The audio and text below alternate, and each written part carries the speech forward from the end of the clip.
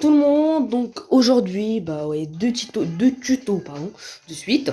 Donc ce tuto, je vais vous montrer comment être sûr qu'un joueur va être acheté ou être sûr qu'un joueur va être vendu. Donc bon, pour ça, on va se rendre sur le marché, hein. Bon, je vous ai pas tapé avec mes joueurs, mais bon, ça va. Bon, sur un liste prioritaire, tu vas bien Fernando Torres, mais bon, c'est pas notre sujet. Donc je vais vous résumer la chose parce que si je continue à expliquer ça, la vidéo elle va durer 3 milliards d'heures. Donc là, par exemple là tu as Koeman. Bon, même s'il a pas de place dans mon équipe, je vous l'ai montré dans le dernier tuto. Donc par exemple acheter.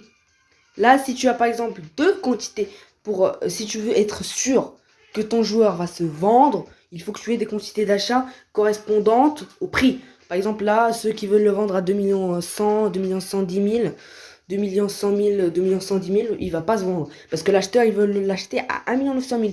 Si vous voulez l'argent tout de suite, bah, vaut mieux adapter son prix au prix des acheteurs. Si vous avez beaucoup trop de quantité de vente et que vous voulez vendre vous aussi, vous allez attendre une éternité. Comme par exemple pour Lewandowski, plus de 999 au prix le plus bas. Donc bon. Par contre, il y a parfois un équilibre. Voilà, comme par exemple ici, on peut dire qu'il y a un équilibre si eux, ils adaptent leur prix.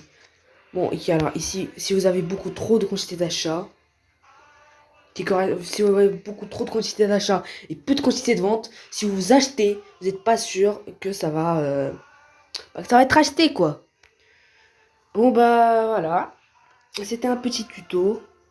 Pour le joueur que j'ai dit que j'ai reçu à la place de R9, bah, c'est lui Baggio. Je sais même pas ce qu'il fout là, mais bon. Donc salut et au prochain tuto, au prochain let's play.